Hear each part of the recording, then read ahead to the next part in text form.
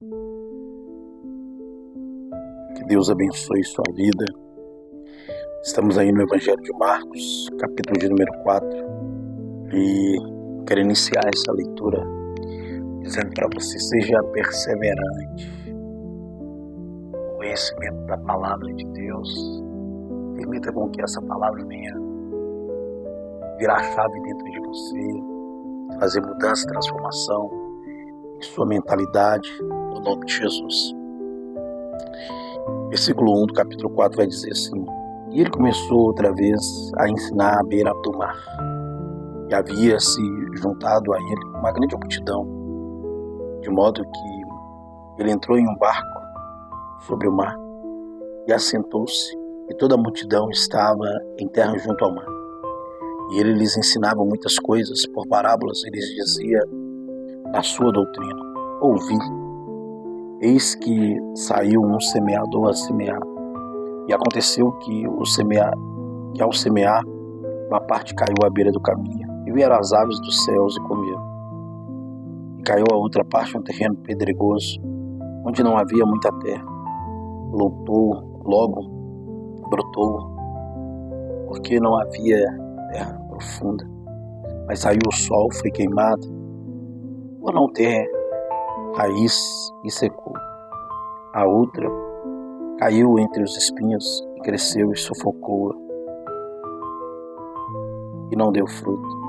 E a outra caiu em boa terra, e produziu o fruto, que cresceram e aumentaram, e produziram 30, 60 e alguns 100. E ele disse: quem tem ouvidos para ouvir, ouça. E estando eles só, os que estavam junto dele, com os 12, perguntaram acerca da parábola. E ele lhes respondeu: a vocês concedo conhecer os mistérios do reino dos céus, mas os de fora, todas estas coisas são apresentadas por parábolas, para que vendo eles possam ver e não percebam, ouvindo eles possam ouvir e não entendam, para que a qualquer momento eles não se convertam e os seus pecados sejam perdoados. E ele lhes disse: não entendeis esta parábola? Como, pois, entendeis todas as parábolas? O semeador semeia a palavra. Os que estão à beira do caminho, em quem a palavra é semeada, mas os ouvidos, imediatamente vem Satanás, tira a palavra que foi semeada em seus corações. Da mesma forma são semeados em lugares pedregosos, os quais, ouvindo a palavra, imediatamente recebem com alegria, mas não têm raiz, nem em si mesmo. Então duram por algum pouco tempo, e depois, sobrevindo a aflição, perseguição, por causa da palavra, imediatamente se escandalizam.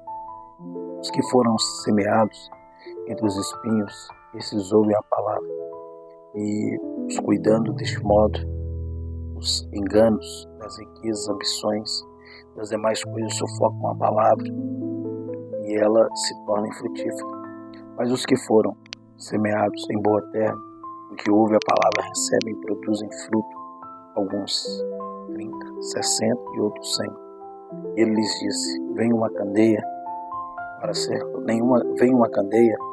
ser colocada sobre um alqueire ou debaixo da cama, não para ser colocada sobre um castiçal, porquanto não há nada escondido que não seja manifesto, nem coisa alguma mantida em segredo que não se torne pública. Se algum homem tem ouvidos para ouvir, que ouça. Ele lhes disse: fiquem atentos aos que ouvis. Com a medida que medis, isso será medido. A vós que ouves, ainda mais será acrescentado.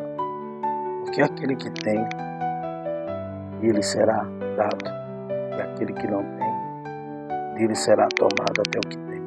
E ele diz: assim é o reino dos céus, como se um homem lançasse a semente na terra, que vai dormir, se levanta à noite, de dia, e a semente brota, cresce, e ela nem sabe como, porque a terra por si produz o fruto, primeiro a folha, depois as espigas, e por último o grão da espiga.